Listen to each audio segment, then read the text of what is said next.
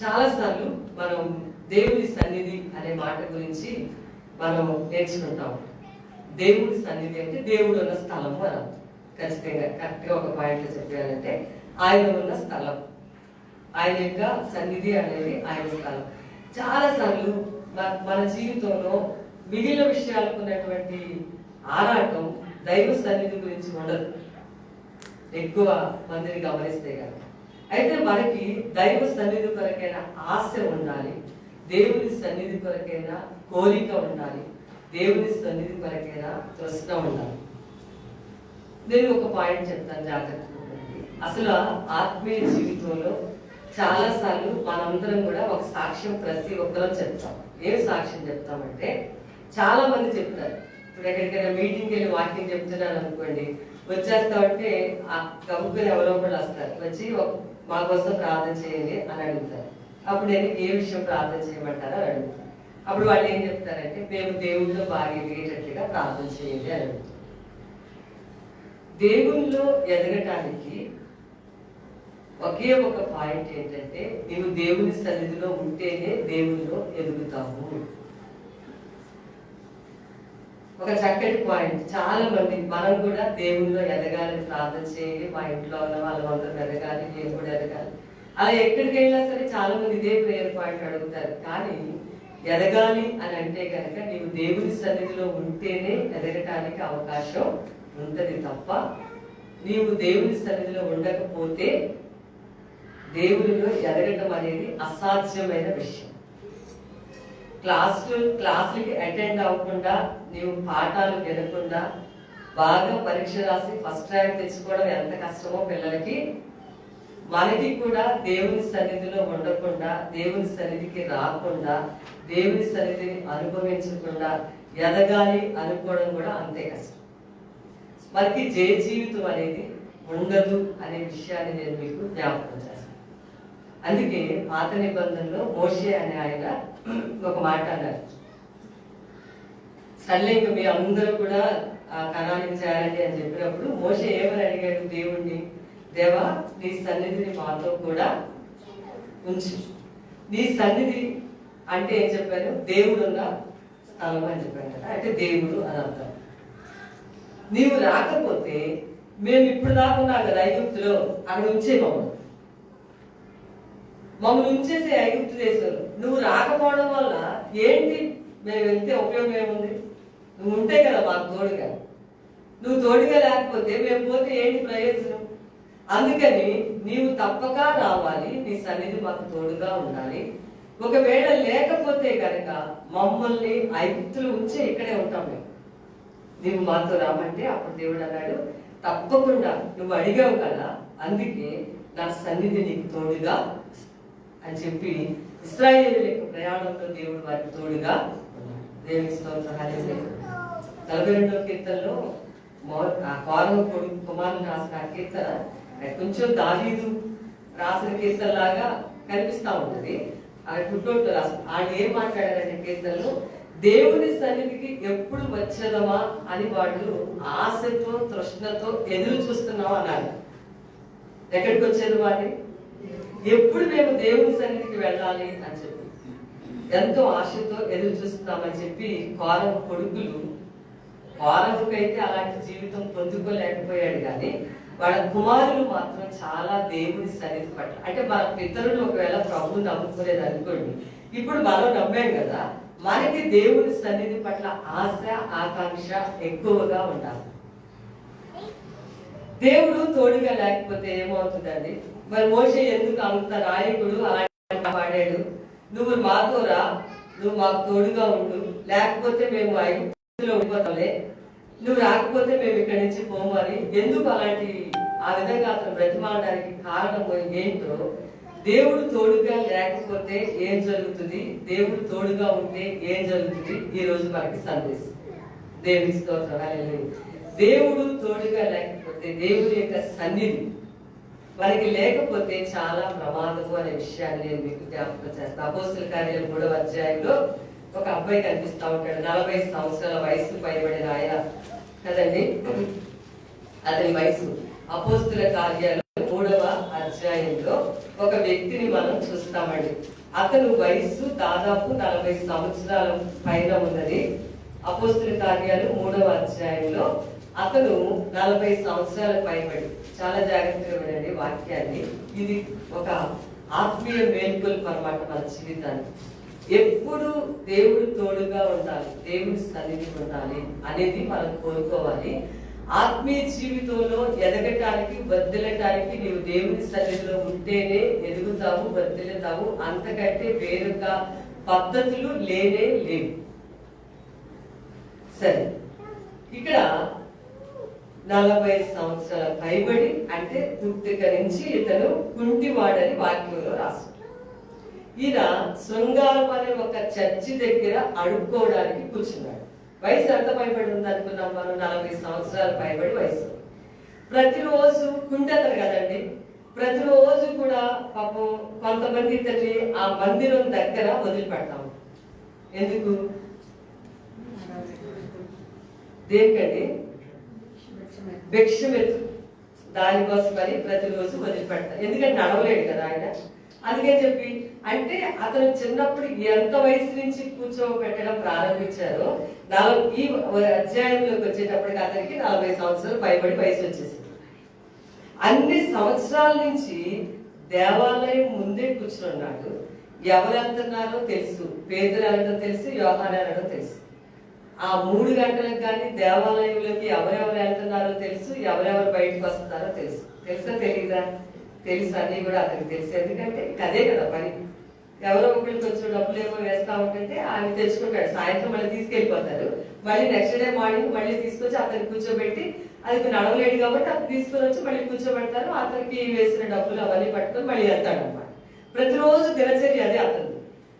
శృంగారవరం దేవాలయం దగ్గరే కూర్చున్నాడు. ప్రతిరోజు అడుక్కుంటాడు. ఎంతమంది వెళ్తారో తెలుసు, ఎంతమంది బయటకు వస్తారో తెలుసు. కానీ అతను మాత్రం వెళ్తాడు. ఎవరు? ఈ గుంటి అతను. ఈయన మాత్రం మందిరంలోకి 40 సంవత్సరాల వయసు వచ్చే వరకు కూడా దేవుని సన్నిధిలోకి కాలు పెట్టలేదు. ఉండటానికి ఎక్కడున్నాడు? అక్కడే ముందునే ఉన్నాడు. ప్రతిరోజు ఖచ్చితంగా తనకు ఊహ తెలిసిన దగ్గర నుంచి ఉండుంటాడు. అందువలన ఏమైంది? దేవుని సన్నిధి లోపలికి అడుగు పెట్టకపోవడం చేత బయటనే కాపలా కాసేవాడు. బయట అక్కడే కూర్చుని అడుక్కోవటం బాగా అలవాటైపోయి అక్కడ ఉండిపోతా వచ్చాడు. లోపలికి వెళ్ళకపోవటం చేత ఎప్పుడో తను అసలు ఆ కుంటికాడు పోయి చక్కగా నడవగలిగే, ఆ కార్యం చేయగలిగిన దేవుని సన్నిధి లోపలికి వెళ్ళలేకపోవటం చేత 40 సంవత్సరాలు కుంటివాడిగానే మిగిలిపోయాడు. ఆశీర్వాదాన్ని పొందుకోలేకపోయాడు. ఎందుకనంటే దేవుని సన్నిధి లోపలికి కాలు పెట్టకపోవడం. ఈరోజు పాట పాడాం, యెహోవా రాఫా అంటే అర్థం ఏంటంటే దేవుని సన్నిధిలో దేవుడు స్వస్థపరిచేవాడు అని. రాఫా అంటే అర్థం ఏంటి? స్వస్థపరచువాడు. దేవుడు కూడా ఏం చెప్పాడంటే నిన్ను స్వస్థపరిచే యెహోవాను నేనే అని చెప్పాడు. కాబట్టి అంత స్వస్థతా శక్తి ఉన్న దేవాలయం ముందే కూర్చుంటున్నాడు రోజు. కానీ లోపల మాత్రం కాలు పెట్టలేదు. ఎప్పుడు జరిగింది అనుకుంటారు ఆ కార్యం? 40 ఏళ్ళు వయసు వచ్చేసిన తర్వాత ఒక రోజు పేతురు యోహానులు కూడా, అంటే ఏమైనా యోహాను అడుగుతూ ఉంటే వాడు తేవి బాగా చూశారు అతన్ని. అతని ఏం ఎక్స్పెక్ట్ చేస్తాడంటే వేరే ఏమన్నా ఇస్తే బాగుండు అన్నట్టుగా చూసుకుంటాడు. వాళ్ళకి అర్థమైంది ఇక లాభం లేదని చెప్పి యేసుక్రీస్తు నామములో లేచి నిలబడమని చాలా మామూలుగా చెప్పారు. అంతే, లేచి నిలబడిపోయింది.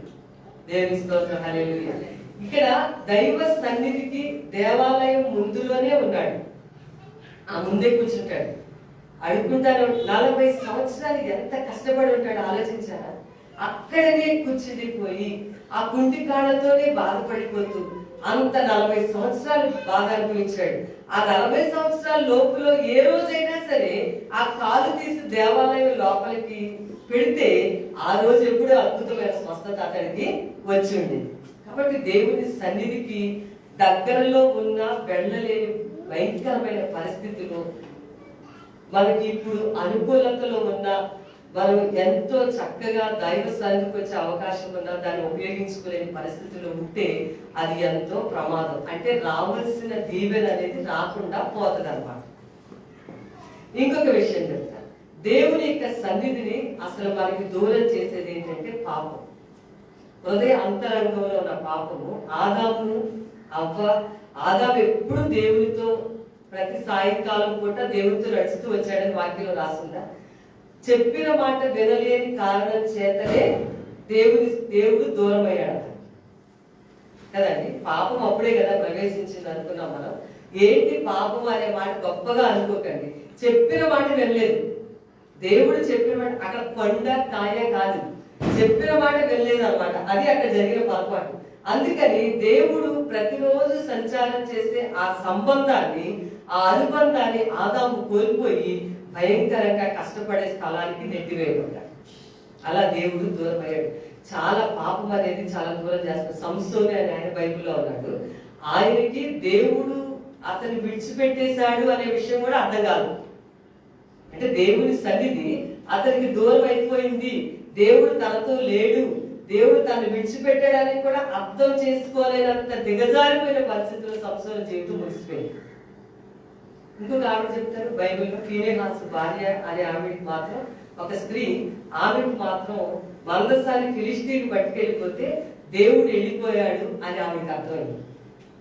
దేవుని సన్నిధి మాతో లేదు, దేవుడికి మాతో లేడు అనే విషయం ఫీనెహాసు భార్యకి ఫిలిష్తీయులు ఆ మందసాన్ని పట్టుకుని వెళ్ళిపోయినప్పుడు ఆమె అనుకుంది, ఓ ఇంకా ఏంటి అంతా ఉంటే ఏం ఉపయోగం, దేశం ఉంటే ఏంటి, ప్రజలందరూ ఉంటే, దేవుడే లేకపోతే, దేవుడి మందసానే వాళ్ళందరూ పట్టుకుని వెళ్ళిపోతే మిగిలిన ఏముంటే ఏంటి ప్రయోజనం జీవితంలో, అయ్యో దేవుడు వెళ్ళిపోయాడని అప్పుడు కనుబ్రద్దులై ఉండగా ఆమె గర్భము, ఆమె కనిన తర్వాత కొడుకు పుట్టినా సరే సంతోషం లేకుండా ఉంది. ఎందుకనంటే దేవుడు వాళ్ళని విడిచి వెళ్ళిపోయినందుకు, దేవుడు వాళ్ళకి తోడుగా లేనందుకు.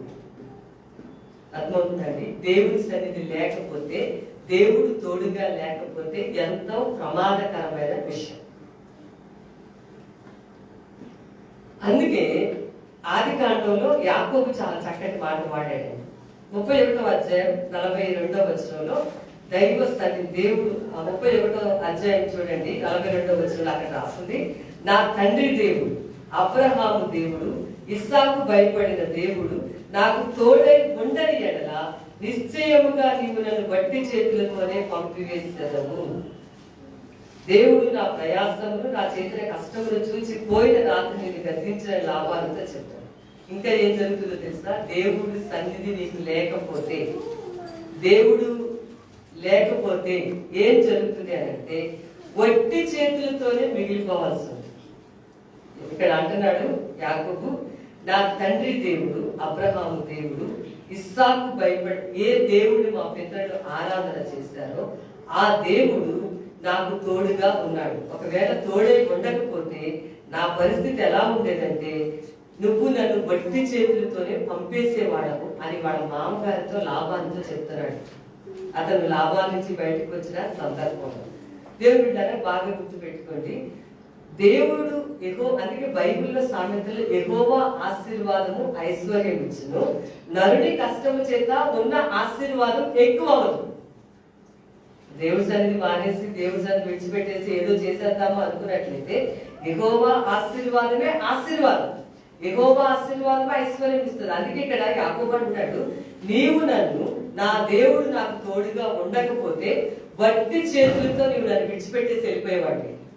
నేను పడినది ఎంత కష్టపడి జీతం చేశాను నీ దగ్గర, జీతానికి పని చేస్తాను, ఒక పని చేసేవాడిలాగా నాకు ఒక్క రూపాయి కూడా, ఒక పైసా కూడా ఇవ్వకుండా నీవు నన్ను అన్యాయంగా పంపించేసి ఉండేవాడివి. కానీ నా దేవుడు నాకు తోడుగా, దేవుడు తోడుగా ఉండకపోతే మనం ఎంత ప్రయాసపడి కష్టపడినా వట్టి చేతుల్లాగా అయిపోతుంది. మన జీవితం విడవబడిన వాళ్ళగా అయిపోతాం.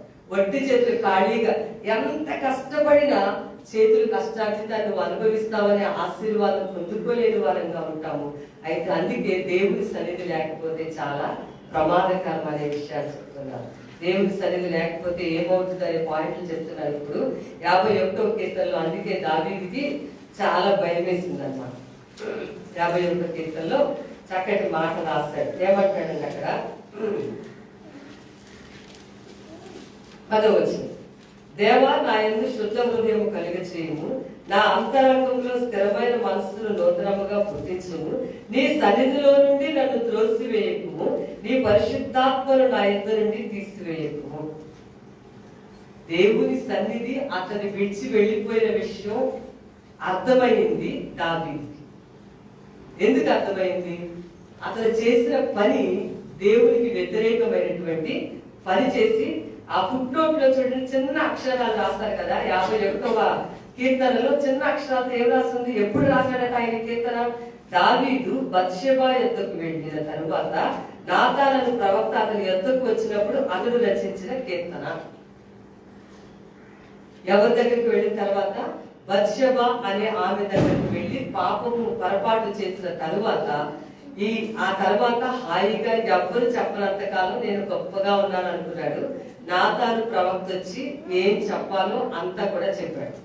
దావీదులో గొప్ప లక్షణం ఏంటంటే, చేసిన తప్పుని ఎవరైనా చెప్తే వెంటనే ఒప్పుకుని విడిచిపెట్టడం దావీదుకున్న అలవాటు. కొంతమందికి ఎలాంటి అలవాటు ఉంటుందంటే, చేసిన పొరపాటు చెప్తే చాలా కోపం వచ్చేస్తాం. నువ్వు ఈ పొరపాటు చేసావు, ఇది సరి చేసుకో, లేకపోతే ఇలాంటి పొరపాటు చేస్తున్నారు, ఇలా సరికాదు అని చెప్పారనుకోండి, భయంకరమైనటువంటి కోపం వచ్చేస్తుంది. దేవుడు ఎవరిని గద్దిస్తాడో తెలుసా? ఎవరిని హెచ్చరిస్తాడో తెలుసా? తన ప్రియమైన కుమారులుగా ఉంచుకోవాలి అన్నందుకు దేవుడు వాళ్ళని గద్దిస్తాడు. వాళ్ళు ఎవరైతే ఎలా పోతే నాకెందుకులే అనుకున్న వాళ్ళు ఎవరు కూడా గద్దించరు. బాగా వినండి, వాళ్ళు ఏదైతే అయిందిలే, ఎట్లా పోతే నాకెందుకు, చివరికి ఎట్లా కొట్ట పోతారులే ఆడు అనుకున్న వాళ్ళు చెప్పరు. వీళ్ళు అలా వెళ్ళకూడదు, వీళ్ళు బాగుండాలి, వీళ్ళు మంచిగా ఉండాలని కోరుకున్న వాళ్ళే గద్దిస్తారు. దేవుడు కూడా మనల్ని తన కుమారులుగా కుమార్తెలుగా ఉంచుకోవడం కొరకు ఆయన మనల్ని దేవుని వాక్యం ద్వారా గద్దిస్తాడు. అందుకే పౌలు తిమోతికి రాస్తూ అన్నారు, దేవుని మాటలు గద్దించుటకు, ఖండించుటకు, ఉపదేశాన్ని చెప్పడానికి దేవుని వాక్యం ఉంది అని రాసు. ఎందుకంటే వాక్యం ఉపదేశం పొందుకోవడానికి, ఖండించడానికి, గద్దించడానికి వాక్యము ద్వారా దేవుడు మనతో అట్లా మాట్లాడతాడు. వాక్యమే దేవుడు. అందుకే ఇక్కడ దావీదు ప్రార్థన చేస్తాడు. ఆ పొరపాటు చేసిన తర్వాత మామూలుగా ఉండిపోయాడు. కానీ నాతాను ప్రవక్త వచ్చి చెప్పాడు, ఇలాంటి చేసావు ఈ పని అన్నప్పుడు వెంటనే అతను చాలా పశ్చాత్తాపడి, నువ్వు నా గురించి ఈ మాట చెప్తావా, నువ్వు చెప్పడానికి వీలు లేదు అని అనకుండా దావీదు తన తప్పులు ఒప్పుకున్నాడు. ఆసా అనే రాజుగారు కూడా ఇలాంటి వేరొక విధమైన పొరపాటు చేసినప్పుడు అక్కడికి కూడా ఒక ప్రవక్త వచ్చాడు. వచ్చి, ఆసా నువ్వు ఇలా మతి తప్పి ప్రవర్తిస్తావా? ఎంతకు ముందు దాకానేమో నువ్వు దేవుడి మీద ఆధారపడి జీవించావు, మరి ఈ జీవితం ఏంటి మనుషుల మీద ఆధారపడిపోతున్నావు?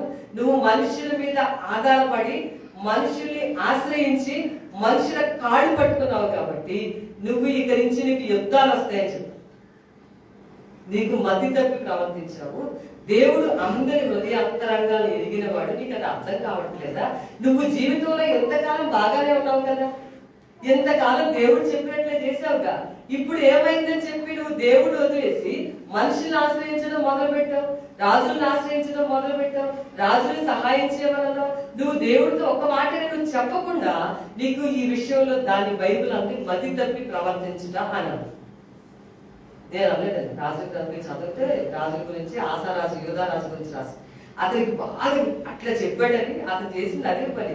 వేరే రాజు దగ్గరికి వెళ్ళి నాకు సహాయం చేయండి అని చెప్పి వాళ్ళ కాళ్ళ వేళ్ళ పడి వాళ్ళకి కాళ్ళు పిలిచి చాలా హంగామా చేశాడు. ఓడిపోయారులేండి తర్వాత. అయితే అతను చెప్పినందుకు కోపం వచ్చింది, బాగా కోపం వచ్చేసి అతన్ని బందీ గృహంలో పెట్టేశాడు. పెట్టిన తర్వాత దేవుడు చాలా నెమ్మదిగా ఏం చేశాడంటే పాదాలకి జబ్బు ఒకటి గుర్తించాడు. ఎవరి పాదాలకి? ఆసారాజు పాదాలకు వచ్చింది ఇప్పుడు రోగం. వెంటనే అదే జబ్బుతో అతడు మరణించాడు. జాగ్రత్త, ఒక దగ్గర తప్పించుకున్నా ఇంకొక దగ్గర తప్పించుకోవడానికి కుదరదు. కానీ దావీదు లక్షణం అది కాదు. పొరపాటు చేసినప్పుడు వాక్యం ద్వారా దేవుడు నాతాను ప్రవక్త ద్వారా మాట్లాడితే వెంటనే విధేయత చూపించండి. నువ్వు ఇలాగ నాకు చెప్తావా? ఒక రాజును పట్టుకొని రాజుగారు చేసిన తప్పు రాజుతో చెప్తావా అని అతను ఏ బందీ గృహంలో వేయకుండా, నువ్వు చెప్పింది కరెక్టే, నేను నిజంగా చేసింది తప్పే, నువ్వు చెప్పింది కరెక్టే, నేను చేసింది తప్పే, వాళ్ళ భర్త చంపించింది కూడా తప్పే, ఇవన్నీ నేను చేశాను. ఆ తర్వాత రాశాడు కీర్తన.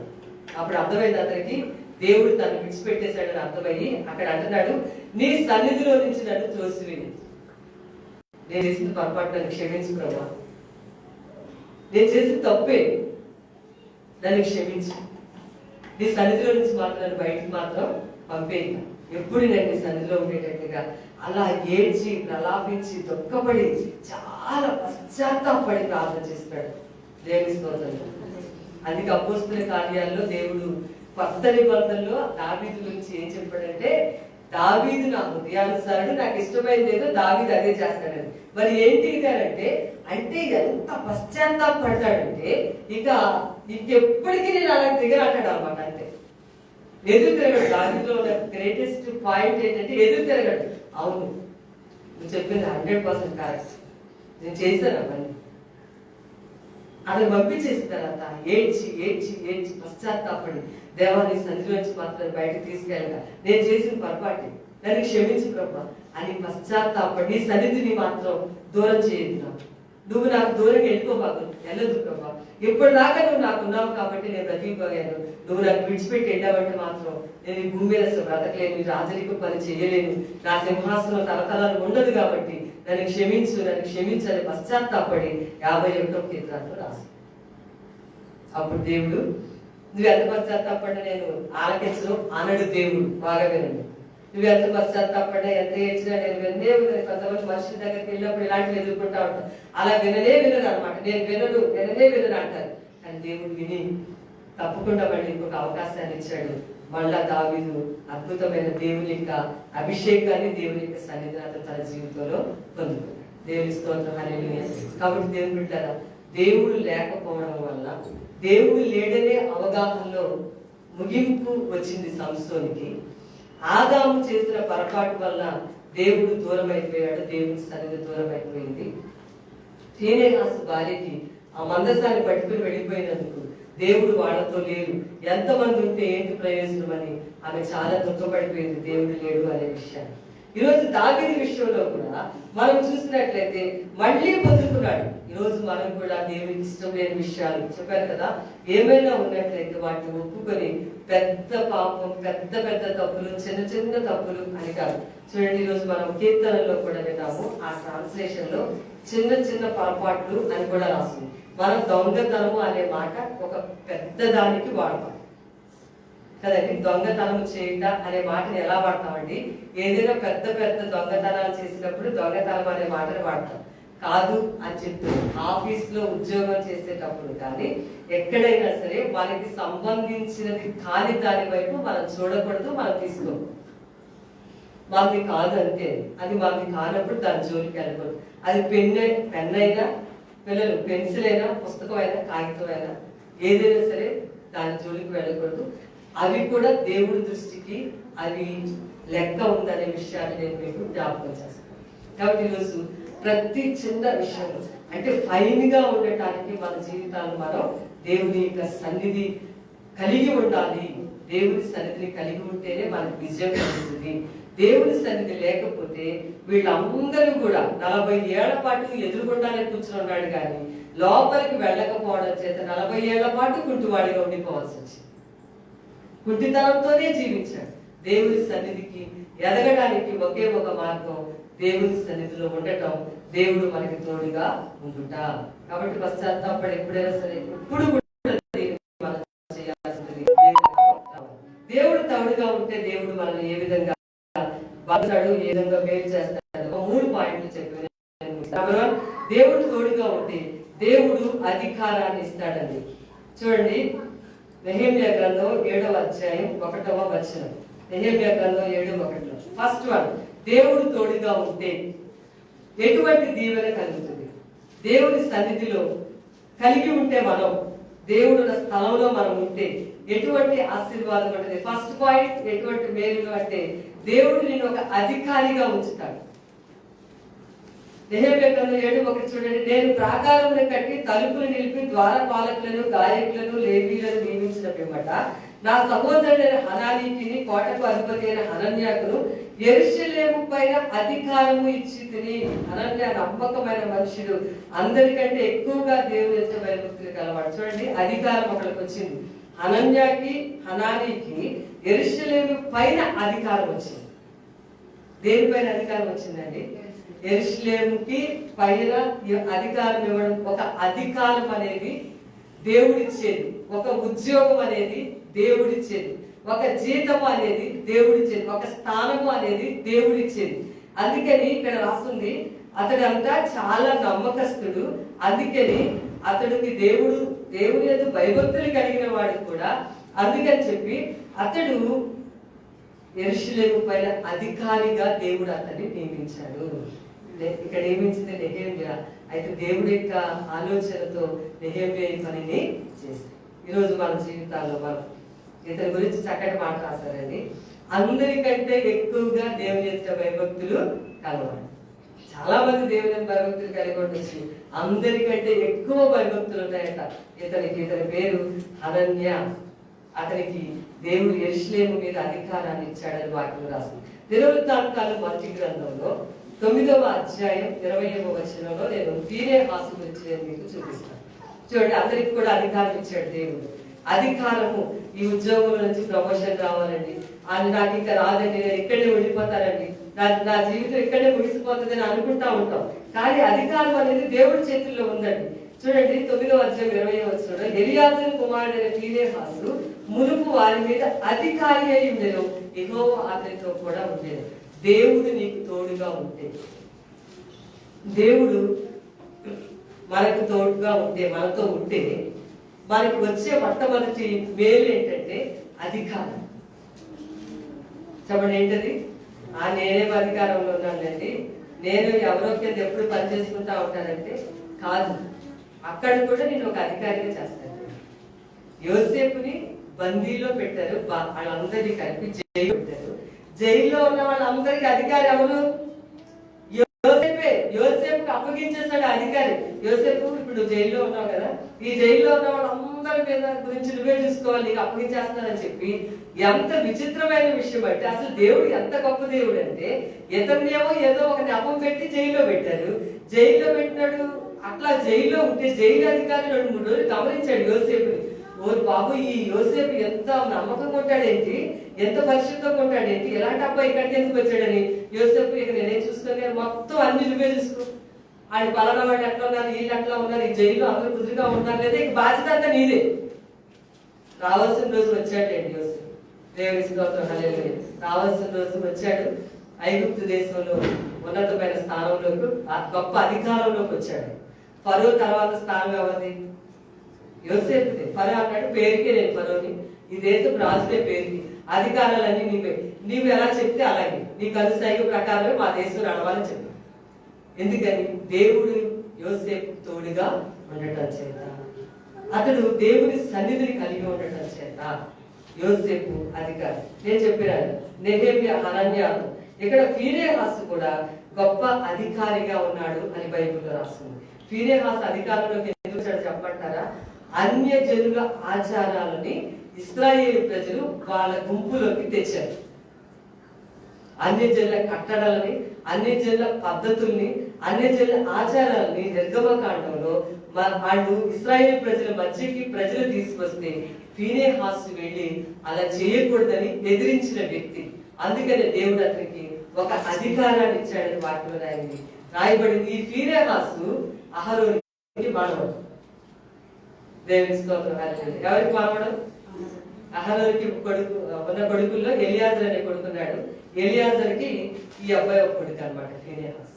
అంత ఇశ్రాయేలు ప్రజల్లో ఆ బయట సంబంధమైన విషయాలు ఇశ్రాయేలు ప్రజల్లో జరుగుతుంటే ఎవ్వరు ఏమి పెట్టనట్టుగా ఊరుకుంటే ఇతను మాత్రం ఒప్పుకోలేదు. దేవుడు తర్వాత రోజుల్లో ఇతను గొప్ప స్థానంలో, గొప్ప అధికారంలోకి నిలబెట్టాడు. దేవుని స్తోత్రం, హల్లెలూయా. ఈరోజు మన జీవితం అనేటువంటి కుటుంబంలో కానీ ఈ జీవితంలో కానీ మనము ఒక అధికారిగా పరిపాలన చేయాలి. నా జీవితాన్ని ఎవరు పరిపాలించడానికి వీల్లేదు, నా జీవితాన్ని నేనే పరిపాలించుకోవాలి. నా కుటుంబాన్ని ఇంకొకరు పరిపాలించడానికి వీల్లేదు, నేనే పరిపాలించుకోవాలి అని అంటే కనుక దేవుడు నీకు తోడుగా ఉంటే నీకు అధికారం వస్తుంది. చెప్పండి, ఎవరు తోడుగా ఉంటే? అది విషయం. దేవుడు నీకు తోడుగా ఉంటే, లేకపోతే అధికారాలు పిల్లల చేతుల్లో కూడా అంతే. అప్పుడే కొడతా ఉంటారు, అప్పుడే వస్తా ఉంటుంది. 2-3 సంవత్సరాల పిల్లలకి ఆ ఇంటి అధికారాలు వెళ్తా ఉంటాయి. వాళ్ళు ఏం చెప్తే వీళ్ళు అలా చేస్తారనమాట. కాదు. రోమీయులకు రాసిన పత్రిక 13వ అధ్యాయం చూడండి. ప్రతి వాడిను పై అధికారులకు లోబడి ఉండవలను, ఏలయనగా దేవుని వల్ల కలిగినది తప్ప మరి ఏ అధికారములు లేదు. ఉన్న అధికారములు దేవుని వల్లనే నింపబడ్డవి. నీకు ఉద్యోగంలో ఒక ప్రమోషనే కావాలి, లేకపోతే చేసే ఉద్యోగంలో అభివృద్ధే కావాలి, చేసే పనిలో అభివృద్ధికి రావాలి, ఇట్లా లేకపోతే ఏదో ఒకటి అధికారం అనగానే ఏదో ఒక పెద్ద పోస్టు లాగానే కాదు. మీరున్న వాతావరణంలో నువ్వు ఒక అధికారిగా ఉండాలి. నువ్వున్న ప్రాంతంలో ఒక అధికారి, నీ ఇంట్లో నువ్వు ఒక అధికారి. అంటే నువ్వు చెప్పింది మంచిది అయితే కదా ఇతరులు పాటిస్తూ ఉంటారు. అట్లా ఉండాలి అని అన్నట్టయితే కనుక నీకు దేవుడు తోడుగా ఉంటే ఆ ఇంటికి నువ్వు ఒక అధికారం అవుతావు, ఆ ఉద్యోగం చేసే స్థలానికి నువ్వు అధికారిగా ఉంటావు. నువ్వు చిన్న పని చేసుకున్నా నువ్వే వాడికి అధికారిగా ఉంటావు. దేవుని స్తోత్రం, హల్లెలూయా. అధికారం అనేది దేవుడు ఇచ్చేది. అందుకని హెచ్చింపు అనేది దేవుడి దగ్గర నుంచే వస్తుంది. ఎవరి దగ్గర నుంచి వస్తుంది? ఎవరి వల్ల ఒక హెచ్చింపు అనేది రాదు. పిలాతు అన్నాడు యేసు ప్రభుని, బాగా వినండి. పిలాతు యేసు ప్రభుని అన్నాడు, ఇన్ని ప్రశ్నలు రాస్తున్నారు కదా, ఒక్క దానికైనా ఆ సిలువ యాగం అప్పుడు అనమాట, సిలువ చేసేటప్పుడు ఒక్క దానికైనా నువ్వు సమాధానం చెప్తున్నావా? నువ్వు సమాధానం చెప్తే నేను నిన్ను విడిపించడానికి నాకు అధికారం ఉంది, ఒకవేళ సిలువ ఎక్కించడానికి కూడా అధికారం ఉంది. నీ గురించి నువ్వు ఏదైనా చెప్పు, నేను ఇలా చేయలేదని చెప్పు. అలా చెప్పేసావు అనుకో, నేనేం చేస్తానంటే నువ్వు సిలువకి ఎక్కకుండా నేను నిన్ను కాపాడతా. నాకు అలాంటి పవర్స్ ఉన్నాయి, అధికారం నాకుంది అని అంటే యేసు ప్రభు మంచి మాట అన్నారని యోహాను సువార్త 19వ అధ్యాయం అన్నారు, పైనుండి నీకు అధికారం ఇవ్వబడితే తప్ప, ఎక్కడి నుంచి? పైనుండి నీకు అధికారం ఇవ్వబడితే తప్ప నీ వల్ల ఏది కూడా కాదన్నాడు. పైనుండి రావాలి అధికారం. దేవుడి సింహాసనం ఆశ్రమైన దేవుడు హెచ్చింపు కావాలంటే పైనుండి రావాలి. నేను గొప్పగా అధికారిగా హెచ్చింపబడేటట్లుగా అందరూ నా మాట వినేటట్లుగా ఉండాలి అని అంటే కనుక దేవుడు నీకు తోడుగా ఉంటే అలా జరుగుతుంది, లేకపోతే అది సరిగ్గా ఉండదు అన్నమాట. కాబట్టి ఇంకొక మాట చెప్తున్నాను, బాగా వినండి. బైబిల్లో ఉన్న సిద్ధాంతం ఏంటంటే నువ్వు ఇతరుల అధికారానికి లోబడితే దేవుడు నిన్ను ఒక అధికారిగా ఉంచుతాడు. నువ్వు ఇతర అధికారికి ఉన్న స్థలంలో అధికారికి లోబడకపోతే నువ్వు అన్నిటికీ ఒక అధికారి కాలేదు. ఆడిలా చేశాడు, వీడు అలా చేశాడు, ఇలాంటి మాటలు వాడుకోవడం మానేసుకోవాలి. ఆ అమ్మాయి ఇలా చేసింది, అట్లా చేసింది, అది దైవ అధికారం అని గుర్తుపెట్టుకోమని పౌరులు రోమా సంఘానికి రాస్తాడు. ఎందుకంటే వాళ్ళు ఎప్పుడు ఇలాంటివి ఎదుగుతారన్నమాట. వాళ్ళ మధ్యలో వచ్చింది డిస్కషన్. ఈరోజు మన జీవితాలు మనం కూడా గుర్తుపెట్టుకుందాం. దేవుడు హెచ్చింపు, బాగా వినండి, నువ్వు జీవితంలో హెచ్చింపబడాలన్నా, ఒక అధికారం నీకు కావాలన్నా, లేకపోతే నీ ఉద్యోగంలో జీతం రావాలి అన్నా, నువ్వు చేసే కష్టం దీవించబడాలన్నా దేవుడు నీకు తోడుగా ఉన్నాడు. హెచ్చింపు వేరొక దగ్గర నుంచి రాదు. పిలాతు అన్నాడు, నీ వల్ల కాదు పని, పైనుండి నీకు అధికారం వస్తేనే నువ్వు ఏదైనా చేయడానికి అవుతుంది. దేవుడు ఆజ్ఞాపించాలి అని చెప్పి యేసు ప్రభు చెప్పారు. కాబట్టి నిరాశ పడకూడదు. దేవుడు నాకు తోడుగా ఉండాలని కోరుకోవాలి. ఆ దేవుడు నాకు ఎప్పుడు తోడుగా ఉండాలి. ఆయన తోడుగా ఉంటేనే నా జీవితంలో నేను తప్పనిసరిగా ఒక మంచిగా, ఒక ఉన్నతంగా నా జీవితం ఉంటుంది. ఎప్పుడు ఇట్లాగే ఉండాలి, ఏ మార్పులు లేకుండా ఉంటుంది. సంవత్సరాలు అయిపోతున్నాయి కానీ ఏమి మార్పు లేదు అని బాధపడాల్సిన అవసరం లేదు. దేవుడు నీకు తోడుగా ఉన్నట్లయితే కనుక ఈ రకం కూడా ఆలోచించవచ్చు. దేవుడు నిన్ను తప్పకుండా ఒక ఉన్నత స్థానంలో తీసుకెళ్తాడు. హెచ్చింపు అనేది దేవుని చేతిలో నుంచి వస్తుంది. కీర్తనలో చాలాసార్లు చదివారు, తూర్పు నుండి కానీ పడమటి నుండి కానీ హెచ్చు అనేది కలగదు, ప్రభు నుండే హెచ్చు కలుగుతుంది. కాబట్టి నెంబర్ 1, దేవుడు నీకు తోడుగా ఉన్నట్లయితే అధికారం, గొప్ప అధికారము ఉంటుంది. గొప్పగా అంటే నువ్వున్న ఆ ప్లేసుల్లో, ఆ స్థలాల్లో, ఆ పనులన్నింటిలో కూడా అక్కడనే నువ్వు గొప్ప అధికారంతో ఉంటావు. అందరినీ మాట వింటారు, ఎందుకంటే దేవుడు నీకు తోడుగా ఉన్నాడు. రెండోది, దేవుడు నీకు తోడుగా ఉన్నట్లయితే ఏం జరుగుతుంది ఇంకా అంటే, నీవు బలహీనురాలువైనా బలహీనుడువైనా నువ్వు బలవంతుడిగా తయారు. చూడండి, న్యాయాధిపతుల గ్రంథం దేవుడు తోడుగా ఉంటే కలిగే రెండవ మేలు ఏంటంటే 6వ అధ్యాయంలో 11వ వచనం చూడండి. న్యాయాధిపతులు 6వ అధ్యాయం 11వ వచనం. యెహోవా దూత వచ్చి అభియజ్రేయుడైన యోవాషునికి కలిగిన ఒఫ్రాలోని మస్తకి వృక్షం క్రింద కూర్చుండెను. యోవాషు కుమారుడు గిద్యోను మిద్యానీయులకు మరుగైండినట్లు గానుగ చాటిన గోధుమలను దొండగొట్టుచుండగా యెహోవా దూత అతనికి కనబడి పరాక్రమం గల బలాఢ్యుడా, యెహోవా నీకు తోడై ఉన్నాడని అతనితో చెప్పాడు. ఏం జరిగిందంటే ఇక్కడ ఇశ్రాయేలు ప్రజలు, నేను చెప్పింది, ఇశ్రాయేలు ప్రజలు దేవునికి వ్యతిరేకంగా జీవించడం మొదలు పెట్టారు. అందుకే దేవుడు ఏం చేశాడంటే మిద్యాను అనే దేశస్తులకి రాజుకి చెప్పాడు, ఇశ్రాయేలు మీదకి వెళ్ళి యుద్ధం చేసి వాళ్ళకి గెలవండి అని చెప్పాడు. చెప్పింది ఎవరు? దేవుడు. ఇశ్రాయేలు ప్రజలు ఎవరు? దేవుని యొక్క పిల్లలు. ఎందుకు అలా చెప్పాడు? వీళ్ళు ఇంకా పూర్తిగా దేవుని మీద తిరగబడటం మొదలు పెట్టారు.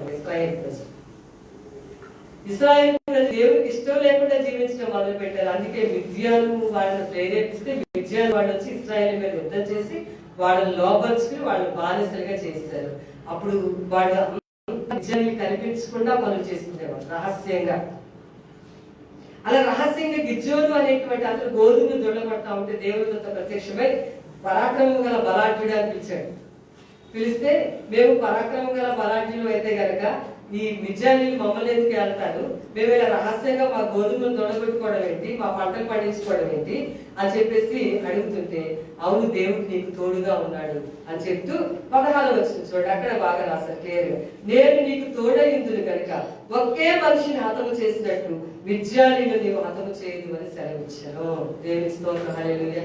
దేవుడు గిద్యోను, దేవుడు నీకు తోడుగా ఉన్నాడు. కాబట్టి ఏం జరుగుతుంది?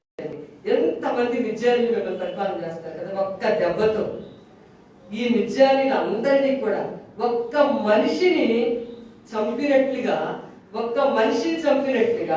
మొత్తం అందరినీ కూడా నీవు చంపేస్తావు అని చెప్తూ వాళ్ళ మీద మీకు విజయం కలుగుతుంది. ఎందుకంటే దేవుడు నీకు తోడుగా ఉన్నాడు అని ఆ రోజున దేవదూత వచ్చి చెప్పాడు. నెంబర్ 2, దేవుడు తోడుగా ఉంటే బలహీనతలో బలం కలుగుతుంది. బలహీనత అంటే నీరసం అని కాదు, నీరసాలు అందరికీ కూడా ఉంటాయి. నీరసం గురించి చెప్పండి. ఆత్మలో బలహీనపడడం, ఆత్మీయ జీవితంలో బలహీనపడడం, ఏదైనా శ్రమ వచ్చినప్పుడు బలహీనపడడం, ఏదైనా కష్టం వచ్చినప్పుడు బలహీనపడిపోవడం, ఏదైనా శోధనలు వచ్చినప్పుడు దాంట్లో పడిపోవడం, ఏదైనా కష్టం రాగానే వెంటనే ఆత్మీయ జీవితంలో బలహీనపడిపోవడం, ఈ బలహీనతలన్నిట్లో కూడా నిజంగా దేవుడు నీకు తోడుగా ఉన్నట్లయితే మొత్తానికి నువ్వు బలవంతుడిగా ఉంటావు అనే విషయాన్ని నేను మీకు జ్ఞాపకం చేస్తాను. దేవుని స్తోత్రం అనేది నిజంగా చాలా మరి మిషనరీస్ సేవకులు మన ముందున్నటువంటి తరాల్లో వాళ్ళు చాలా శోధనలు ఎదుర్కొన్నారు, చాలా ఇబ్బందులు ఎదుర్కొన్నారు. కానీ వాళ్ళు బలవంతులుగా నిలబడ్డారు. కారణం ఏంటంటే దేవుడు వాళ్ళకి తోడుగా ఉన్నాడు. దేవుడు వాళ్ళకి తోడుగా ఉంటే ఎంతమంది ఎదురొచ్చి శత్రువులు నిలబడినా, ఎంత శత్రువులు ఉన్నా మనకి, ఎంత బయట శత్రువులు ఉన్నా సరే నిజంగా దేవుడు నీకు తోడుగా ఉంటే గనక వాళ్ళందరి మీద యుద్ధం చేయడం కాదు, కానీ వాళ్ళందరి మనసులను నువ్వు జయిస్తావు. ఎందుకంటే నువ్వు దేవుడికి ఇష్టమైన వ్యక్తిగా ఉంటే శత్రువులు సహితము మిత్రులుగా తయారు చేస్తారని దేవుడు వాగ్దానం చేస్తాడు. ఏమవుతారంట? నువ్వు దేవుడికి ఇష్టమైన వ్యక్తి అయితే ఎక్కడి నుంచి పాయింట్ ఎక్కడికి వచ్చిందో ఆలోచించారా? దేవుడికి ఇష్టమైన వ్యక్తిగా నువ్వు ఉంటే నీ శత్రువులు సహా నీకు మిత్రులుగా అవుతారు అని రాసు. దేవుడు నీకు తోడుగా ఉంటే ఎంత బలవంతులున్నా, ఎంత అసలు గెలవలేననే జనాంగం నీకు ఎదురుగా నిలబడినా ఒక్క మనిషిని ఎదిరించినట్టుగా వాళ్ళందరినీ ఎదిరించగలవు, వాళ్ళ నోళ్లను మూయగలవు. ఎప్పుడు అది జరుగుతుంది అంటే నిజంగా దేవుడు నీకు తోడుగా ఉన్నాడు. దేవుడు ప్రతిదానికి బలహీన పడిపోతున్నాం. విద్యను అడిగాడు, మేమెక్కడ బలవంతులము, వాళ్ళు వచ్చి మా మీద యుద్ధం చేసి మమ్మల్ని ఎలా చేస్తే మేము బలవంతులు ఎలా అవుతామని అడిగాడు. బానే. అప్పుడు దేవుడు చెప్పాడు, నేను నీకు తోడుగా ఉన్నాను కాబట్టి ఇప్పుడు చూడు, ఇక చూడు, జరిగిన సంగతి వదిలే, జరిగిన విషయాలు వదిలి ఉంటా, వాటినే పట్టుకొని రాబా, వాటినే తీసుకురాక, ఆ జరిగిపోయిన విషయాన్ని ఎత్తుకొని వాటినే మాట్లాడుకుని వాటినే తిట్టుకొని వాళ్ళ గురించే మాట్లాడి వాళ్ళనే అనుకుంటూ ఆ విషయాలన్నీ తెచ్చుకోకు. ఇప్పుడు చెప్పేది నేను, నువ్వు బలహీనుడివే కానీ ఇప్పుడు బలవంతుడు, ఎందుకంటే నీకు ఇప్పటి నుంచి తోడుగా ఉన్నాను. దేవుని స్తోత్రం, హల్లెలూయా. కాబట్టి దేవుడు నీకు తోడుగా ఉంటే ఒక్క మనిషిని హతం చేసినట్టు మొత్తం విజయాలు గెలిచాడండి. విజయం సాధించారు. మొత్తం విజయాలు అందరూ వికెట్ చేస్తారు. వాళ్ళ దేశంలో వాళ్ళు సురక్షితంగా క్షేమంగా ఉన్నారు. కాబట్టి ఈ విషయంలో గుర్తుపెట్టుకోండి, పరాక్రమం గల బలవంతులుగా ఉండటానికి జీవితంలో ఉన్న చేదైన విషయాలు పదే పదే గుర్తు చేసుకోవద్దండి. వాటిని వదిలేసేయండి. దేవుడు చేసిన మేలుని జ్ఞాపకం చేసుకోండి. పాఠాలు నేర్చుకోండి. ఏ పాఠం దేవుడు నీకు నేర్పించాడో అవి గుర్తు పెట్టుకోండి. కానీ వాటిని పదే పదే అవే తెచ్చుకోవడం వల్ల ఏం ప్రయోజనం ఉండదు. అది నీకు ఇంకా చేదునే మిగులుస్తుంది. దుఃఖపడకూడదు ఇక ఆ విషయాల మీద. దేవుడి చిత్త కాలం ఉందే నీకు అంతా ఊరుకోండి. నెక్స్ట్ ముందుకు అడుగు వేయాలి అని దేవుడు ఈరోజు మనం బలపరుస్తాడు. దేవుని స్తోత్రం, హల్లెలూయా.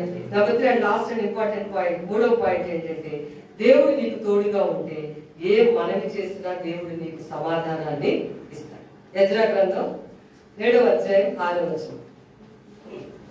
మూడవది, దేవుడు నీకు తోడుగా ఉన్నాడో లేదో జ్ఞాపకం చేసుకోవాలండి. 7వ అధ్యాయం చూడండి. ఎజ్రా గ్రంథంలో ఇక్కడ రాసినటువంటి మాట, దేవుని హస్తం తోడుగా ఉంటే కనుక, అంటే దేవుడు సన్నిధి తోడుగా ఉంటే, దేవుడు మనకి తోడుగా ఉంటే ఇంకా ఏం జరుగుతుందో తెలుసా? ఏ మనవి చేసినా, ఏ ప్రార్థన చేసినా దేవుడు ఆ ప్రార్థన ఆలకిస్తాడు. ఎప్పుడు? దేవుడు నీకు తోడుగా ఉన్నప్పుడు. చూడండి, చక్కటి మాట నేను మీకు చూపిస్తున్నాను. యోహాను రాసిన మొదటి పత్రికలో 5వ అధ్యాయం 14వ వచనం. చాలా సార్లు కొన్ని ప్రార్థనలకి జవాబులు రావు కదండి. ఇక్కడ రాసింది, దేవుడు కనుక నీకు తోడుగా ఉంటే నీవు చేసిన ప్రతి ప్రార్థనను దేవుడు ఆలకిస్తాడు. అందుకే యోహాను ఏ మనవి చేసినా, ఎజ్రా గ్రంథంలో ఆ 7:6లో కూడా అతని దేవుడే యెహోవా హస్తము ఎజ్రాకి తోడుగా ఉండటం చేత ఎజ్రా ఏ మనవి చేసినా ఆ రాజుగారు చేసేవారు. ఎవరి హస్తం తోడుగా ఉంది ఎజ్రాకి? దేవుని హస్తం తోడుగా ఉంది. అందుకని ఆ దేశపు రాజుకి ఏ రిక్వెస్ట్ పెట్టినా సరే ఓకే అనేసేవాడు. ఈరోజు మన రాజుకి మనం ప్రార్థన చేస్తే, మన దేవుడికి మనం ప్రార్థన చేసుకుంటే ఆయన తప్పకుండా మన మనవి ఆలకిస్తాడు. ఎప్పుడు అంటే దేవుడు, దేవుని హస్తము, దేవుని సన్నిధి నీకు తోడుగా ఉన్నది. యోహాను రాసిన మొదటి పత్రిక 5:15లో ఆయన బట్టి మనకు కలిగిన ధైర్యం ఏదనగా, ఆయన చిత్తానుసారంగా మనం ఏది అడిగినను ఆయన మన మనవి ఆలకించును అనినది. మనం ఏమి అడిగినను ఆయన మన మనవి ఆలకించునని మనం ఎరిగినలా మనం ఆయన్ని వేడుకొనినవి మనకు కలుగునని ఎరుగుము. మరి మేము చాలా ప్రార్థనలు కూడా చేస్తున్నాం కదండి, చాలా ప్రేయర్ చేస్తూ ఉంటాం. మరి ఏంటి అవుతుంది, మరి మా ప్రార్థన దేవుడు ఆలకించట్లేదా అని మీరు అనుకోవచ్చు. జాగ్రత్తగా వినండి ఈ పాయింట్. దైవ చిత్తానుసారంగా నువ్వు ఏది అడిగినా అది దేవుడు నీకు చేస్తాడు. ఎజ్రా ఏ ప్రార్థన చేసినా రాజుగారు ఓకే అనేవారట. ఎందుకంటే దేవుడు తోడుగా ఉండటం వల్ల ఎజ్రా ఏ రిక్వెస్ట్ చేసినా ఆ దేశపు రాజు ఒప్పుకునేవాడు. మన దేవుడికి మనం ప్రార్థన చేసేటప్పుడు దైవ చిత్తానుసారంగా ప్రార్థన చేసుకోవాలి. వినండి, దేవుని చిత్తం అంటే ఏంటండి అని మీరు అడగవచ్చు. దేవుని వాక్యమే దేవుని చిత్తం. చెప్పండి, దేవుని చిత్తం ఏంటి? నాకు పలానా సంవత్సరంలో పలానా దర్శనం వచ్చిందండి, పలానా సంవత్సరంలో పలానా కళ వచ్చిందండి, లేకపోతే పలానా సంవత్సరంలో పలానా ఇంకోటి వచ్చిందండి, పలానా సంవత్సరంలో మరి పలానా ఒక సేవకురాలు లేకపోతే ఒక సేవకుడు వచ్చి మాట్లాడి నాకు చెప్పారండి, పలానా బ్రదర్ గారు వచ్చి మాట చెప్పారండి, పలానా సిస్టర్ గారు వచ్చి పలానా రోజుని మాట చెప్పారండి. ఈ విషయాలు అన్నీ కూడా సెకండరీ. తర్వాత ఫస్ట్ ఏంటంటే దేవుని వాక్యం దేన్నైతే సపోర్ట్ చేస్తుందో అదే దేవుని చిత్తం. మిగిలినవన్నీ కూడా ఆయా రకాలుగా దేవుడు వాడుకుంటున్నాడు, చూపిస్తున్నాడు, బలపరుస్తున్నాడు. అవి రెండవదిగా ప్రాధాన్యత. ఫస్ట్ వాక్యమే ప్రాధాన్యత. ఏముంది వాక్యంలో? నువ్వు ప్రేయర్ చేసేటప్పుడు యేసు ప్రభు చెప్పిన పాయింట్ ఏంటి? నువ్వు ముందు దేవుని రాజ్యాన్ని, నీతిని వెతికే విషయాల గురించి అడగాలి. అందుకని మీరు ఏం తినాలో, ఏం త్రాగాలో, ఏం ధరించుకోవాలని చింతపడదు. ఆ విషయాలన్నీ దేవుడు చూసుకుంటాడు. సమయానుకూలంగా ప్రతి సహాయము దేవుడు అందిస్తాడు. అయితే మీరు దేవుని గురించినటువంటి విషయాన్ని, దేవుడు వాక్యమే దేవుని చిత్తం కాబట్టి ఆ విధంగా మనం ప్రార్థన చేయాలి. ఆయన చెప్పిన దాన్ని కూడా మనం చేయగలిగినప్పుడు మనం ప్రార్థన చేస్తే దేవుడు ఆలకిస్తాడని యోహాను రాసిన మొదటి పత్రిక 5వ అధ్యాయం 14వ వచనంలో రాస్తుంది. ఇప్పుడు ఒక ఉద్యోగం కావాలనుకోండి, ప్రభు పలానా ఉద్యోగానికి నేను అప్లికేషన్ పెడతాను, నీ చిత్తం అయితే నాకు ఈ ఉద్యోగాన్ని ప్రభు, మరి పలానాది నేను వెళ్తున్నాను ప్రభు, పలానా స్థలము, పలానా ఇల్లు, ఏదైనా మీరు పెట్టండి నీ చిత్తం అయితే. లేకపోతే ఇంకా దేవుడు నిజంగా దేవుడు తోడుగా ఉంటే అంటే దేవుడి వాక్య ప్రకారము దైవ సంబంధమైన విషయాల కొరకు మనం భారంగా ప్రార్థన చేసినట్లయితే మన అవసరతలు తీరుస్తాడు దేవుడు. అలాగే ఆత్మ సంబంధమైన బలాన్ని, శక్తిని కూడా దేవుడు మనకి ఇస్తాడు. చాలా సంవత్సరాల క్రితం ఏ మనవి చేసినా ఎజ్రా ఆ రాజు ఒప్పుకునేవాడు. ఎంత శ్రేష్టమైన పాయింట్ తెలుసా? ఆ దేశపు రాజు ఎజ్రా అనే ఈ శాస్త్రి, ఇతను కూడా అహరోన్ ఫ్యామిలీస్ అబ్బాయి. ఆయనే అహరోన్ కుటుంబానికి చెందిన వ్యక్తే ఎజ్రా కూడా. ఈయన ఒక శాస్త్రి. శాస్త్రి అంటే పరిశుద్ధ గ్రంథం అంతా తెలిసిన అర్థం, ధర్మశాస్త్రం అంతా కూడా ఎరిగిన వాళ్ళు, బోధించే వాళ్ళని అర్థం. అలాంటి వ్యక్తి కూడా దేవుడి పట్ల, ఆ రాజు పట్ల ఎంతో ప్రేమతో ఉండేవాళ్ళు అనమాట. రాజుగారికి చాలా ఇష్టం ఎజ్రా అని అర్థమవుతుంది ఎజ్రా గ్రంథం చదువుతా ఉంటే. దేవుడు మనకి తోడుగా ఉంటే మనం చేస్తున్న మనవిని దేవుడు ఆలకిస్తాడు. అది ఏంటి అని అంటే దైవ చిత్తానుసారంగా ప్రార్థన చేయడం, దేవుడి చిత్తానికి సరే అని చెప్పడం. చాలా సంవత్సరాల క్రితం నేను ఈ మాట చెప్పి ముగిస్తాను. నేను రక్షించబడిన సంవత్సరాలు, చాలా సంవత్సరాల తర్వాత విశాఖపట్నం కూడా వచ్చిన తర్వాత ఒకరోజు అప్పుడు చిన్న చిన్న మీటింగుల్లో వాక్యం చెప్పడానికి వెళ్తా ఉండేదాన్ని అనమాట. అయితే ఒకరోజు ఒక ప్రాంతంలో నేను వాక్యం చెప్పడం కాదు, ఇంకొక బ్రదర్ గారు వాక్యం చెప్పాలి. ఆ రోజు నేను ఆ పరిచర్య కొరకైనటువంటి చాలా అంటే దైవ చిత్తం కొరకు, అంటే దేవుడు ఏం చెప్తారో దానికోసం నేను వెయిట్ చేస్తాను. పరిచర్య విషయంలో చాలా కొన్ని రకరకాల పరిస్థితుల్లో దేవా నీ చిత్తం ఏంటో నాకు తెలియజేయాలి అని నేను ప్రార్థన చేస్తాను. దాదాపు చాలా సంవత్సరాలు అయిపోయింది జరిగి, కానీ నాకు ఆ విషయం జ్ఞాపకం. నాతో పాటు ఇంకో బ్రదరు, నేనేమో వేరే విషయాలు, నాకు వేరొక, అంటే నేను అక్కడ కూడా నేను ఆ చర్చిలో మాట్లాడాలి. అదొక పెద్ద బాప్టిస్ట్ చర్చ్ అనమాట. నాతో పాటు వచ్చిన బ్రదర్ వాక్యం చెప్తారు, ఆ తర్వాత నేను చెప్పాలి. కాబట్టి నేనే ప్రార్థన చేసుకోవాలంటే వెళ్ళి కూర్చుని, ప్రభా నేను పాలనా విషయం కోసం అసలు నీ చిత్తం ఏంటి, ఈ సేవ విషయంలో ఇట్లా వెళ్ళి వాక్యం చెప్పడం, అసలు మరి ఏంటి నీ చిత్తము అని చెప్పి నేను ప్రార్థన చేస్తాను. నేను నిజంగా నీ చిత్తాన్ని ఇప్పుడు ఈ రోజు నేను ప్రసంగం వినడానికి, మొట్టమొదటి ప్రసంగం ఆయన చేస్తారు, తర్వాత ప్రసంగం నేను చేశాను. కాబట్టి ఆయన చాలా ఆత్మీయ పనిలాగా నాకైతే అనిపించింది. ఆయన వెళ్ళి కూర్చున్న తర్వాత ఫస్ట్ మెసేజ్ ఆ బ్రదర్ గారు వాక్యం చెప్తారు, నేను ప్రార్థన చేస్తున్నాను మనసులో. నా గురించి ఆయనకి తెలియదు, ఆయన ఎవరు నాకు అసలే తెలియదు. అప్పుడే నేను చూడటం, ఆయన ఒక పాలిటెక్నిక్ కాలేజ్ ప్రిన్సిపల్ గారు కూడా అంట. అయితే ఆయన వాక్యం చెప్తున్నారు, నేను ప్రార్థన చేస్తాను. నిజంగా ఈ విషయంలో, నా ఏర్పాటు విషయంలో నువ్వు మాట్లాడుకోవా, నా విషయంలో అసలు నీ చిత్తం ఏంటో నువ్వు చెప్పు. నేను ఉద్యోగం చేయాలా, కంటిన్యూ చేయాలా, ఇంతకుముందు చేసిన ఉద్యోగాన్ని కంటిన్యూ చేయాలా, సేవకు వచ్చేయాలా, ఏం చేయాలంటావు అని చెప్పి చాలా బాగా ప్రార్థన చేస్తుంటే ఆయన ఏమని వాక్యం చెప్పారంటే, ఆ రోజు ఇర్మియా గ్రంథం 1వ అధ్యాయంలో వాక్యం చెప్పారండి. ఆ వాక్యం ద్వారా దేవుడు చాలాసార్లు మాట్లాడాడు, కానీ ఇంకా ఆ రోజుతో నేను కన్ఫర్మ్ చేస్తున్నాను. ఏమని మాట్లాడారంటే, తల్లి గర్భంలో రూపించబడక ముందే నేను నిన్ను ఏర్పాటు చేస్తున్నాను, జనములకు ప్రవక్తగా నేను చేశాను అని చెప్తూ, ఆ రోజు ఇర్మియా గురించే కాదు ఈ ప్రవచనం, ఈ రోజు ఇక్కడ కూర్చున్న మీ అందరికీ కూడా ఇదే ప్రవచనం. మీ అందరికీ తల్లి గర్భంలో రూపించబడక ముందే దేవుడు ఏర్పాటు చేస్తున్నాడని ఆయన రోజు వాక్యం చెప్పారు. మీకు కూడా అంతే, ఊరకే వచ్చే ఇట్లా మనం తల్లి గర్భంలో రూపించబడక ముందే మనం అందరం దేవుడి ప్రణాళికలో ఉన్నాం కాబట్టి దేవుడి సన్నిధికి వస్తాం. ఆ రోజు అలా దేవుడు నన్ను బాధపరిచి, ఆ దేవుడి చిత్తం అంటే నాకు అర్థమైందా ఖచ్చితంగా, అవును ఎస్, ఈ విషయంలో నేను మళ్ళీ జాబ్ అప్లికేషన్ పెట్టుకోండి, ఉద్యోగాల కోసమని వెళ్ళకూడదు. నేను విశాఖపట్నం వచ్చిన తర్వాత అక్కడ చేసిన దానికంటే ఇంకొక మంచి ఉద్యోగం చేయాలని ఇక్కడికి వచ్చి కంప్యూటర్ కోర్సులు అప్పుడే కొత్తగా వచ్చినాయి, అప్పుడు అవి కూడా నేర్చుకున్నాను. ఎందుకంటే ఇది నా జాబ్ పనిచేస్తాను. ఇక ఆ రోజు దేవుడు మాట్లాడితే ఇంకా అప్లికేషన్ పెట్టడం మానేశారు, అదొక విషయం. ఇంకా పరిచర్య మనం ప్రారంభించి మొన్నటి రోజుకి శుక్రవారానికి 9 సంవత్సరాలు ముగించబడి 10వ సంవత్సరంలోకి వచ్చాము. దేవుని స్తోత్రం, హల్లెలూయా. ఈ సేవ పరిచర్య ప్రారంభించబడిన తర్వాత నేను ప్రార్థన చేస్తున్నాను. ఏమని ప్రార్థన చేస్తున్నారంటే, అసలు ఎట్లాగా అంటే ఫుల్ టైం మినిస్ట్రీ, అప్పటిదాకా అక్కడెక్కడ వాక్యం చెప్పడం, ప్రార్థన పెట్టడం, అన్ని చోట్ల మాట్లాడడం చేశారు. కానీ మనది అని వచ్చేటప్పటికి 9 సంవత్సరాల క్రితం మేము మన గృహకుడికి జ్ఞాపకం చేసుకుని ప్రభుత్వం స్థుతించాం. నిన్న దినాలు కూడా వాళ్ళందరూ సాక్ష్యాలు చెప్పారు, సేవలో ఎంతగా దీవించబడ్డారు, ఈ 9 సంవత్సరాల పరిచయంలో ఎంత ఆత్మలు బలపడ్డారో. ఉపవాస ప్రార్థనలో నేను మన వాళ్ళు వచ్చిన వాళ్ళు చాలా మంది కూడా చక్కగా సాక్ష్యాలు చెప్పారు. అలా దేవుడు నాతో మాట్లాడు, తల్లి గర్భంలో రూపించబడక ముందే నేను ఏర్పాటు చేస్తున్నాను. సో కన్ఫర్మ్ అనమాట ఆ విషయంలో. అంతే, ఆ రోజు నుంచి నేను అప్లికేషన్ పెట్టడం మానేసాను, ఇంకా జాబ్ చేయలేదు. రెండో విషయం, సేవ స్టార్ట్ అయిన తర్వాత ఏం తెలియదు, సేవ తెలియదు. అంటే బైబిల్లో వాక్యం చెప్పడం అప్పుడప్పుడు చాలా చోట్ల చేశాను అప్పటికే, కానీ ఎలా అసలు ఏ విధంగా అని చాలా ప్రార్థన చేస్తా ఉంటే దేవుడు ఈ వాగ్దానం ఇచ్చాడు. తిమోతికి రాసిన 2వ పత్రికలో 1వ అధ్యాయం 12వ వచనం. నేను వాక్యం చదువుతున్నప్పుడు దేవుడి వాక్యంతో నాతో మాట్లాడారు. ఏమనంటే చూడండి, ఈ హేతువు చేత ఈ శ్రమలను అనుభవించుచున్నాను కానీ నేను నమ్మిన వారిని ఎరుగుదును కనుక సిగ్గుపడను. నేను ఆయనకు అప్పగించిన దాన్ని రాబోచున్న ఆ దినం వరకు ఆయన కాపాడగలని రూఢిగా నమ్ముకుంటున్నాను. సేవ ఎలా ప్రభా, ఎలా చేయాలి, ఎలాగా చాలా ఉంటాయండి ఇంట్లో.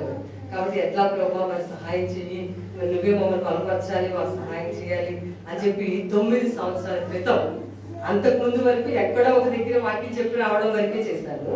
అప్పుడు 9 సంవత్సరాల క్రితం జనవరి 29వ తారీఖున 2012వ సంవత్సరంలో ఆ రోజు ప్రారంభించిన తెల్లవారి నేను చాలా ఏడుస్తూ దేవుని సన్నిధిలో ప్రార్థన చేస్తే దేవుడి వాక్యం చెప్పారు. ఏంటంటే, నేను నీకు అప్పగించిన దాన్ని నేను మళ్ళా రాబోయే వరకు కూడా దీన్ని కొనసాగిస్తానని దేవుడు వాగ్దానం చేస్తాను. దేవుని స్తోత్రం. అప్పుడు నాకు చాలా బలం వచ్చింది అనమాట.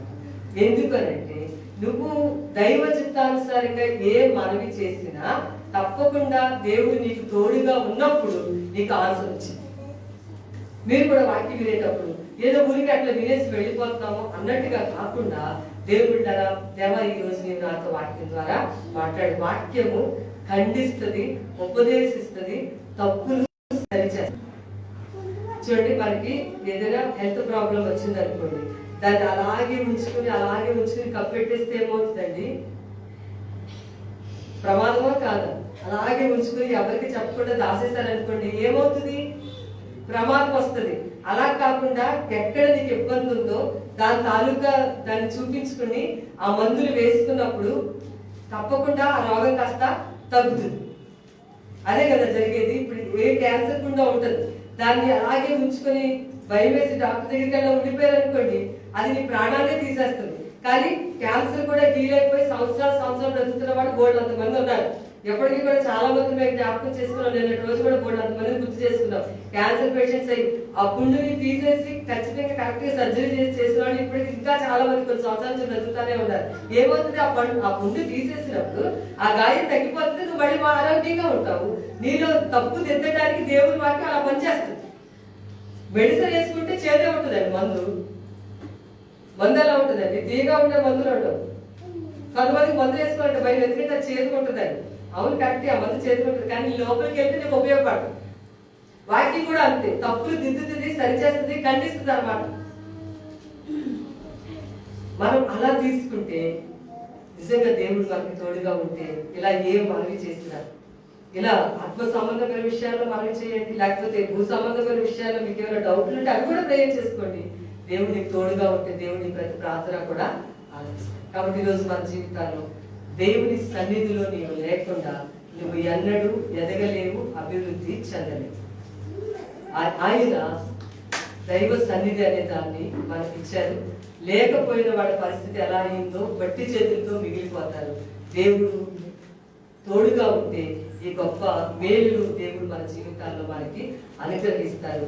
కాబట్టి ఇలాంటి మేలు పొందుకొని దేవునికి సాక్షులుగా మన జీవితం దేవుడి మాటలు దీవించిన కాక ఆమె. అందరూ మోకరించినట్లయితే చిన్న ప్రార్థన చేసుకుందాం. దేవా, ఈ వాక్యం ద్వారా నా జీవితంలో ఎప్పుడు కూడా ఆత్మీయంగా ఎదగడానికి నీ సన్నిధిలో జీవించాలి అని నేర్చుకుంటున్నాను ప్రభా.